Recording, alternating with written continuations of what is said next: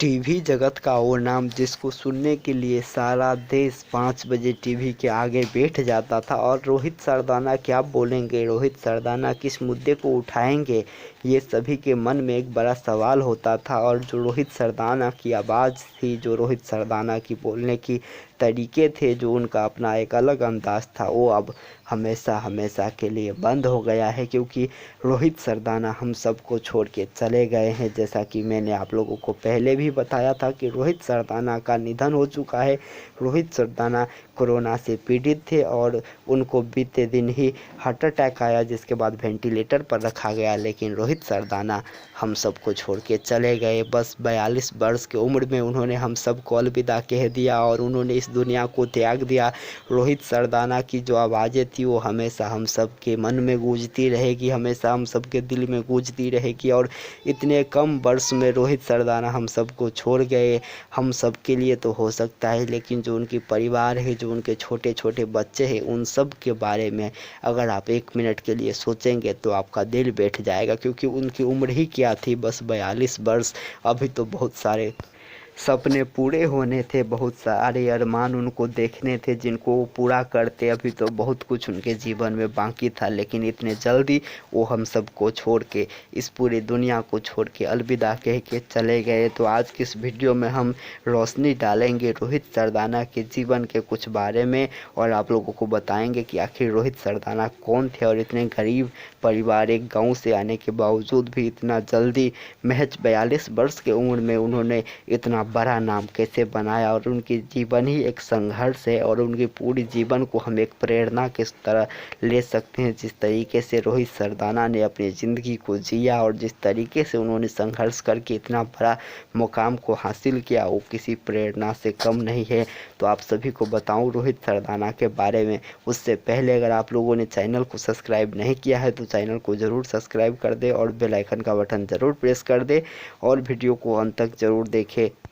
अगर हम बात करें रोहित सरदाना की जन्म की, तो आप सभी को बता दूं कि रोहित सरदाना 22 सितंबर 1979 को जन्मे थे और उनका निधन हो गया 30 अप्रैल 2021, यानी कि महज 42 वर्ष की उम्र में उन्होंने हम सबको अलविदा कह दिया।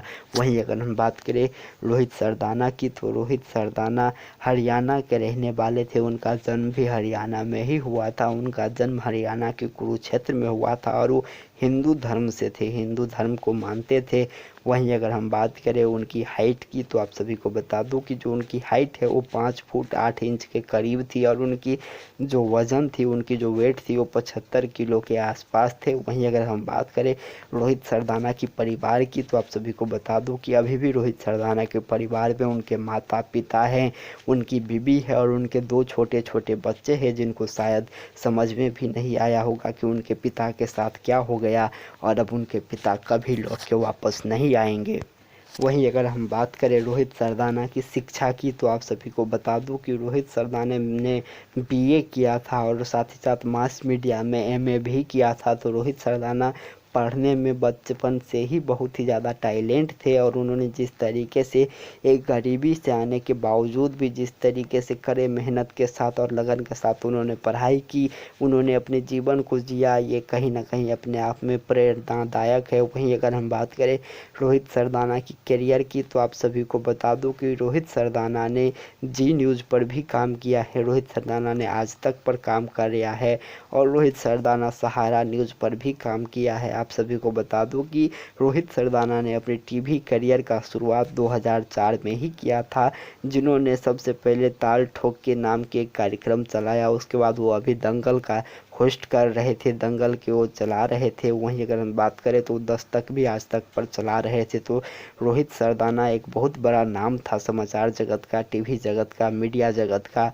लेकिन किसको पता था कि रोहित सरदाना जो कोरोना से पीड़ित लोगों को अंतिम चरण तक सहयोग करते रहे, वो आखिरकार कोरोना से लड़ाई हार जाएंगे और वो हम सबको अलविदा कहकर चले जाएंगे। ये खबर 12 बजे के करीब आया कि रोहित सरदाना अब हम सब के बीच में नहीं रहे, और जब भी ये खबर आया हम सबको झकझोर के रख दिया। तो रोहित सरदाना को सत सत नमन करते हैं। आप लोग भी अपना श्रद्धांजलि कमेंट के जरिए दे सकते हैं। फिर मिलेंगे बहुत जल्द, तब तक के लिए नमस्कार। इस वीडियो में इससे ज़्यादा कुछ कहा भी नहीं जा सकता।